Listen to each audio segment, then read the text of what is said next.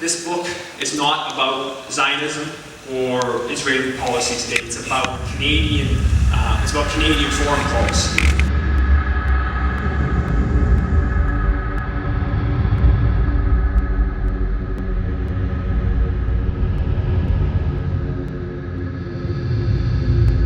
Well, my name's Engler, and I'm a Montreal-based activist and author of a few books on Canadian foreign policy, and my most recent book is called Canada and Israel Building Apartheid, and tonight we had the launch for that book here, and it was, I think, a pretty good event.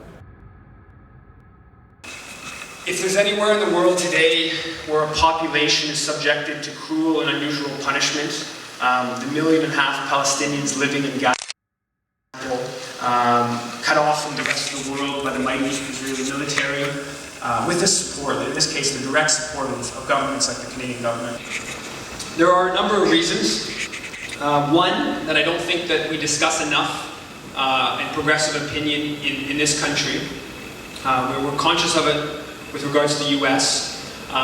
It's the Christian Zionist movement. Well, on a personal level, really, is like a decade ago, going to Concordia University in Montreal, I was confronted with the Palestinian cause by some activists from a group called Solidarity for Palestinian Human Rights. The Palestinian Human Rights Organization condemned the Israeli government's role in creating Canada Park and refusing to allow Palestinians to return to their homes. But it also condemned the Jewish National Front of Canada, as well as the Canadian government. I started researching Canadian foreign policy more generally, and I was really surprised at the extent to which Canada had supported Zionism historically in Israel over the past 60 years, and supported Israel's dispossession of Palestinians. Controls their lives, yet there are millions of Palestinians for the past 43 years, or going on 43 years, who've had their lives largely controlled by the Israeli state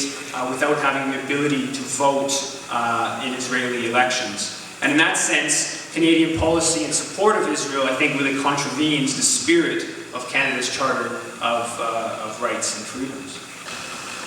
And finally, I don't think we can understand Canadian support for Israel without understanding Israel as an outpost of Western imperialism in the heart of the Middle East.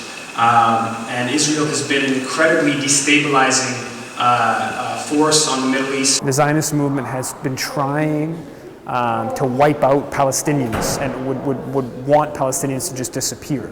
So in that sense, that is a form of genocide. Justice for